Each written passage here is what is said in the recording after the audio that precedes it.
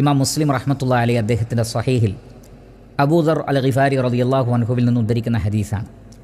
നബി സല്ലല്ലാഹു അലൈഹി വസല്ലം അദ്ദേഹത്തോട് പറയുകയാണ്, ലാ തഹ്ഖിറന്ന മിനൽ മഅറൂഫി ഷൈഅ വലൗ അൻ തൽഖാ അഖാക ബിവജ്ഹിൻ തൽഖിൻ.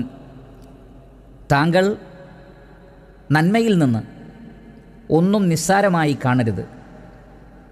താങ്കളുടെ സഹോദരനെ പുഞ്ചിരിക്കുന്ന മുഖത്തോടുകൂടി ഫേസ് ചെയ്യുന്നത് പോലും സദഖയാണ്. മറ്റൊരു റിവായത്തിൽ അത് സദഖയാണ് എന്നാണ് പറഞ്ഞിട്ടുള്ളത്.